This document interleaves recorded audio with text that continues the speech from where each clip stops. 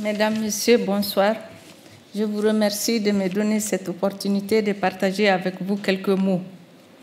Je voudrais introduire par le Mali, mon pays. Je suis sûre que beaucoup d'entre vous le connaissent. C'est un pays vaste au cœur de l'Afrique de l'Ouest, une mosaïque en tout, en climat, en ressources naturelles, en mode de vie et en ethnie. Les brassages y sont anciens, son histoire lointaine est riche, celle récente est marquée par une instabilité, coups d'État, rébellion, invasion djihadiste. L'intervention militaire servale menée par l'armée française en a chassé le gros et les a dispersés. La présence actuelle de Barkhane, opération militaire menée par la France au Sahel et au Sahara, la mission multidimensionnelle des Nations Unies, la MINUSMA, accompagne les efforts de l'armée malienne qui tente d'endiguer les fléaux. La forte variabilité du climat impacte les systèmes de production. Le fleuve Niger est l'artère principale du pays. C'est un pays d'agriculture et d'élevage. Son sous-sol est riche. Le Mali compte cependant parmi les pays pauvres, même si son économie montre des signes de croissance. La difficulté à trouver la gouvernance adéquate pour sortir de la pauvreté et assurer la résilience caractérise le pays qui tente présentement de renouer avec un dialogue serein. De mon parcours personnel, je vous dirais que je suis née au Mali. Mon enfance a été celle d'un enfant du Sahel. Mon milieu était peu favorable à l'école française, même pour les garçons, a fortiori pour les filles. Les moyens de ma famille étaient modestes, quelques bêtes du Sahel et des terres qui ont été confisquées. Heureusement, 3 figures de ce milieu comprenaient l'intérêt de l'école. Mon parcours professionnel et celui de ma formation se sont déroulés une partie au Mali et l'autre à l'étranger. Fillette à l'école primaire, notre campement se trouvait distant de l'école primaire de 5 à 100 km. Jeune adolescente, j'étais ballottée d'une ville à une autre à la recherche d'un endroit où mes parents pouvaient survivre et m'assurer les études, la poursuite de mes études. Adolescente au lycée, j'étais à presque 800 km de ma famille. Jeune fille, mes études supérieures étaient un dépaysement à Kiev, à des milliers de kilomètres de mes proches, dans le froid glacial, solitude et nostalgie.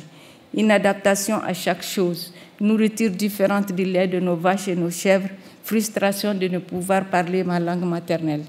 Dur labeur pour décrocher un diplôme dans une école polytechnique où la compétition est de mise. En récompense, 3 langues locales maîtrisées dès l'adolescence. Une langue officielle adoptée, 2 langues étrangères en cours d'acquisition, un diplôme supérieur. Mais aussi, le plus important, beaucoup de rencontres et d'amitiés. J'ai survécu, j'ai appris à m'adapter, j'ai développé une curiosité pour tout. Plus tard, j'ai adopté ma modeste contribution aux lieux, aux établissements fréquentés, au pays qui m'a vu naître et aux institutions avec lesquelles j'ai travaillé. Une consécration pour moi quand la France a décidé de m'octroyer sa Légion d'honneur pour mon travail et ma contribution au développement de la coopération entre le Mali et la France. Ainsi dit, tout paraît facile. Mais avec le recul, je me dis, c'était un miracle, un vrai miracle. Dès le début, j'ai beaucoup aimé l'école. Mon père avait compris la nécessité de celle-ci. Notre chef de tribu, un homme exceptionnel, a offert la chance aux enfants d'accéder à l'école. Ma mère a accepté tous les sacrifices pour accompagner ses propres enfants ainsi que les autres enfants qui fréquentaient l'école. La solidarité et le travail soutenu ont fait le reste. J'ai dit ici ma gratitude à la solidarité d'hier et à celle d'aujourd'hui. Solidarité d'hier, celle de mon pays, même si elle s'est éteinte à un moment crucial pour mes enfants et moi. En emportant tout l'investissement de nos vies, celle des organisations bilatérales et internationales, parmi lesquelles les institutions des Nations Unies, plus récemment celle de l'Université de Tromsø en Norvège, qui m'a accueillie en tant que scolaire à risque. Solidarité d'aujourd'hui qui me touche car viennent à un moment où elles sont indispensables pour ma survie et ma dignité. Les prestigieuses institutions que sont le Programme national PAUSE, porté par le Collège de France, en partenariat avec l'Université Paris 1 Sorbonne, Panthéon et l'IMAF, me redonnent l'espoir et me permettent de renouer avec mon travail sur le Mali et sur l'Afrique. Notamment, je voudrais ici remercier les acteurs directs, dont le professeur Laurent Jaffro de l'Université de la Sorbonne, Madame Laura Loïc, directrice du programme PAUSE, ses collègues dont Amarilis Kezada, le professeur Pierre Boillet de l'IMAF, Madame Fabienne Sanson, directrice de l'IMAF, l'OFPRA, l'OFI, la CADA de Rennes, bien sûr la mairie, la préfecture de la ville de Rennes, la SMLH de Rennes, particulièrement l'ancien président M. Tiven, le colonel Buda, Jocelyne Boujard, maire adjointe de la ville. Permettez-moi aussi une pensée de reconnaissance à ma famille et à tous mes amis qui m'ont donné le courage de traverser ce chemin et de vous rencontrer aujourd'hui. Mon travail de recherche, l'inspiration m'est venue des schémas de développement qui se bousculent en Afrique et de la réalité du terrain. Le Mali, comme d'autres pays d'Afrique, a besoin de booster son développement dans l'équité. L'éducation, la formation ont une part importante dans cet effort. Les coûts de formation conventionnels sont inabordables dans ce pays, mais l'utilité de la formation est indiscutable.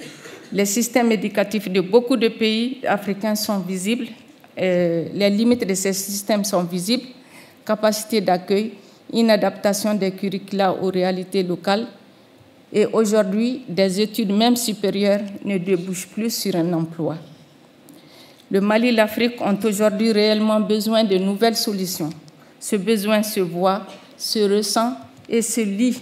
La presse rapporte des milliers de jeunes, et pas seulement, qui périssent dans les océans ou encore entre les griffes de groupuscules obscurs qui vident l'Afrique et le Mali de son plus grand trésor, sa richesse humaine.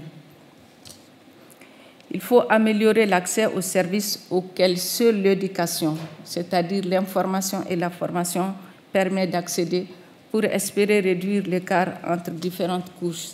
Il est donc urgent d'innover. En ce qui concerne la problématique des chercheurs en exil, permettez-moi de dire quelques mots. Les chercheurs en exil fuient des contextes qui enfreignent à leur liberté et qui étouffent la lucidité. La possibilité de poursuivre leurs réflexions est une question de survie mentale et morale pour eux. Leur rôle est un ciment, une mémoire, une action utile, contrairement à une action de déstabilisation telle que certains veulent nous en convaincre.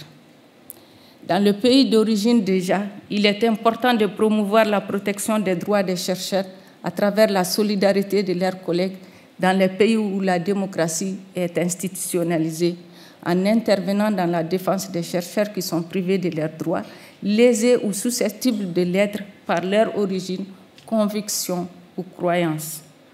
Faire connaître le contenu de leurs travaux et l'esprit peut lever certaines équivoques.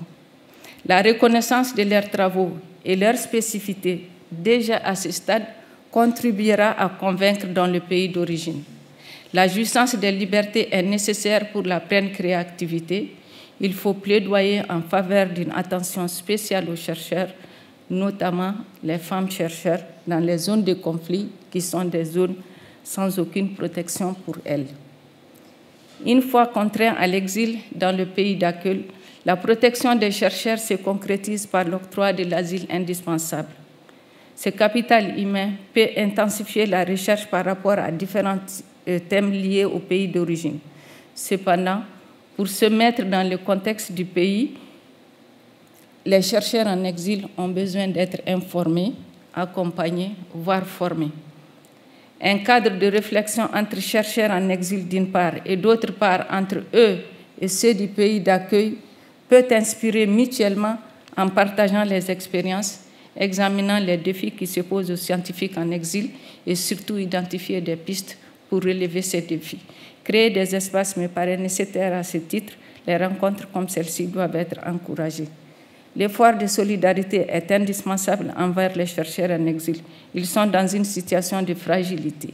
Le programme PAUSE, en accueillant les chercheurs en exil, réalise avec ses partenaires une part importante de cette solidarité humaine. Ce rôle très utile de PAUSE ne peut être durable que si les recherches conduites sont pertinentes par rapport aux besoins des chercheurs eux-mêmes, par rapport aux besoins de leur pays, ainsi que ceux du pays d'accueil. Je vous remercie beaucoup.